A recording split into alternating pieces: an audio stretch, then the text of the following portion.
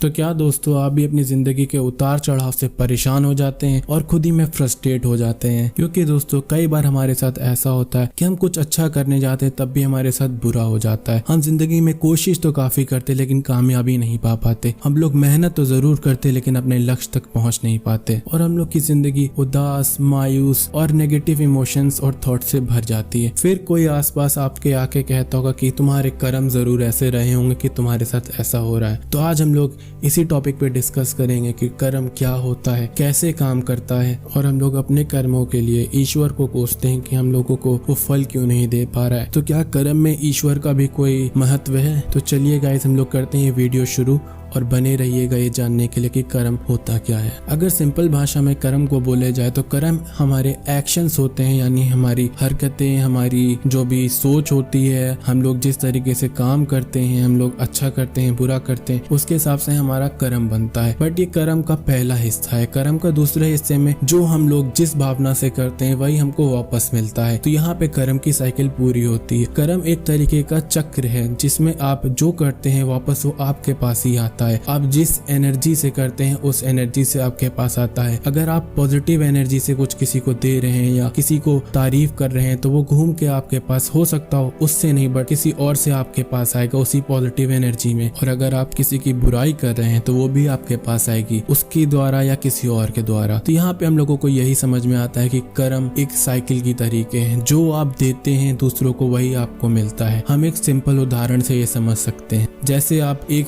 गेंद दीवार पे मारते हैं और वो गेंद बाउंस होके आपके पास वापस आ जाती है, वैसा ही कर्म का होता है। जैसे आपने अपने हाथ से ताकत लगा के दीवार पे गेंद फेंकी और वही ताकत से गेंद आपके पास वापस आ गई, वैसे ही आपके शब्दों में जो पॉजिटिव एनर्जी होती है, जो पॉजिटिव ताकत होगी और नेगेटिव एनर्जी और जो नेगेटिव ताकत होगी, उसी के हिसाब से आपको आगे आने वाले कल में, फ्यूचर में आपको भी वही पॉजिटिव और नेगेटिव इमोशंस मिलते हैं। और ये जो हम लोग के पास वापस आने का साइकिल है ये हम लोगों की भलाई के लिए होता है। आपको मैं ऐसे समझाता हूँ, जैसे अगर आपने किसी के साथ कुछ बुरा किया है, उसके बहुत दुख हुआ है, उसके हृदय को बहुत ठेस पहुंची है और आप उस चीज को नहीं समझ पा रहे हैं और आप बार बार ऐसे लोगों के साथ करते जा रहे हैं, लेकिन एक समय आएगा कि जब वो चीज आपको पड़ेगी, आप उस दुख को समझ पाएंगे, आप उसके दर्द को समझ पाएंगे, तो इससे आपका विकास हुआ, आप एक अच्छे इंसान बन गए। तो कर्म हमारा दुश्मन नहीं, ना हमारा दोस्त है। कर्म हमें सिर्फ और सिर्फ अच्छा इंसान बनने में मदद करता है, जिसके लिए हम लोग जन्म लेते हैं, जिसके लिए हमारी लाइफ मैटर करती है। हमारी लाइफ में ये मैटर नहीं करता कि हम कितने पैसे वाले हैं, हम कितने गरीब हैं। हमारी लाइफ में ये मैटर करता है कि हम कितने अच्छे इंसान बन रहे हैं। और वो इसलिए क्योंकि एक समय बाद सबको जाना है, सबका टाइम फिक्स है, यहाँ कोई अमर होके नहीं आया है। तो चाहे आप जितने बलशाली हैं वो एक एज बाद कम हो जाएगा, आप चाहे जितने पैसे वाले हैं वो आपकी मौत के बाद खत्म हो जाएगा। बचेगा जो है वो आपके संस्कार, आपकी चेतना में वो रहेंगे। तो अब हम लोग दूसरे पड़ाव में बढ़ेंगे और यहाँ पे हम लोग जानेंगे कर्म काम कैसे करता है और आप उसको कैसे ढंग से अपनी लाइफ में यूज कर सकते हैं बिना किसी दिक्कत के और बिना किसी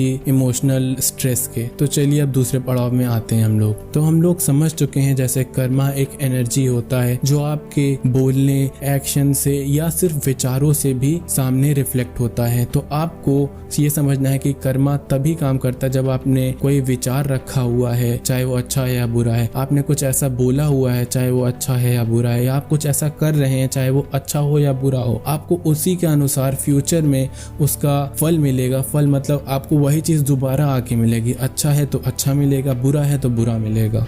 अब दिक्कत हम लोगों को यहाँ आती है कि अच्छे कर्म में तो सबको अच्छा लगता है, अच्छी चीजें जब उनके साथ होती है सबको अच्छा लगता है, बट जब बुरा होता है तो क्या करें। तो गाइस आपको ये भी पॉजिटिव में लेना है। अगर आपके साथ कुछ बुरा हो रहा है तो ये आपके लिए बहुत अच्छा मौका है। अगर आप समझदारी से सीखना चाहें तो आप सीख रहे हैं उससे, उसमें आपका कुछ भी घाटा नहीं हो रहा है, आप उससे सीख रहे हैं और अपने आप को ग्रो कर रहे हैं, अपनी चेतना को, अपने सोल को ग्रो कर रहे हैं। तो ये बहुत अच्छी चीज हो रही है आपके पास और आपके साथ हो रही है उस समय भी जब आपको लग रहा है आपके साथ बहुत बुरा हो रहा है। तो यहाँ पे हम लोगों को अपने दिमाग की समझदारी रखनी है, अपने दिमाग को शांत रखना और सोचना है कि हाँ ठीक है, हो रहा है, होने देते हैं, हम लोगों ने अच्छा किया है, बाद में अच्छा टाइम आएगा हमारा भी। सबका ही टाइम बदलता है, सबका ही समय बदलता है, भले वो अच्छा करता है तब, भला वो बुरा करता है तब। यहाँ पे कोई भी चीज टिकने के लिए नहीं आई है, चाहे वो अच्छाई हो चाहे वो बुराई हो, वो टाइम के टाइम बदलती रहती है। अब हम यहाँ पे एक सिंपल सा उदाहरण देते हैं कि एक बिल्डिंग बनाने वाला आर्किटेक्ट है जो बहुत क्रिएटिव है, बहुत अच्छा सोचता है, तभी वो कुछ नया क्रिएटिविटी ला पाता है। और यहीं पे अगर वो पॉजिटिव की जगह नेगेटिव थिंकिंग करने लग जाए, एक नेगेटिव और डिस्ट्रक्टिव थॉट ले आए, तो क्या वो आर्किटेक्ट कभी कुछ अच्छा बना पाएगा? यहाँ पे उसका काम ही है कि वो अच्छा बनाता है, इसके बावजूद भी वो नहीं कर पाएगा। उसके पास बहुत एक्सपीरियंस है, सब कुछ है, लेकिन तब भी वो अच्छा काम नहीं कर पा रहा है। क्यों? क्योंकि उसके थॉट्स नेगेटिव हो चुके हैं इस समय। तो अब हम लोग अपने आखिरी पड़ाव में आएंगे, वो ये है कि क्या भगवान हम लोगों को अपने कर्म में कुछ हेल्प कर सकते हैं, हमारे बुरे कर्मों को सही कर सकते हैं अगर हम लोग उनके मंत्र पढ़े या उनकी पूजा करें या उनकी जय जय करें? तो गाइस इसका आंसर है नहीं,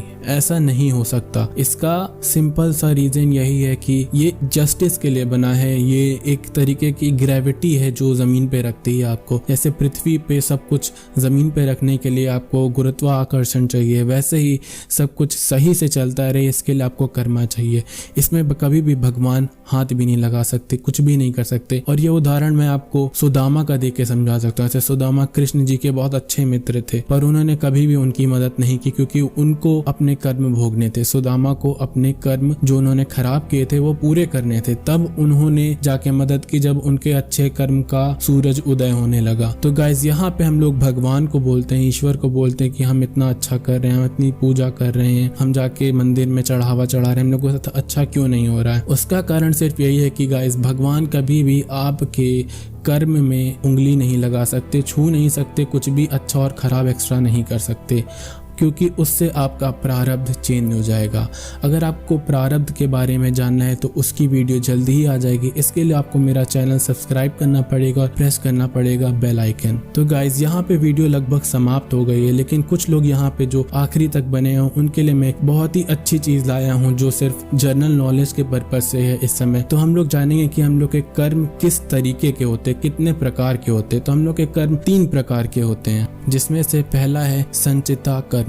तो ये वो कर्म होते हैं जो हमारे पिछले जन्म के होते हैं और अभी भी अधूरे रहते हैं, जिनको हमें अपने आगे आने वाली लाइफ में पूरा करना होता है, उनको फेस करना होता है। अब इसके बाद दूसरा आता है प्रारब्ध कर्मा। तो ये हमारा वो कर्मा होता है जो संचिता कर्मा का वो हिस्सा होता है जिसको हमें इस करंट लाइफ में फेस करना होता है। और आखिरी क्रियामाना कर्मा होता है जो हमें आगे आने वाली लाइफ में फेस करना होता है हमारे प्रेजेंट एक्शन से।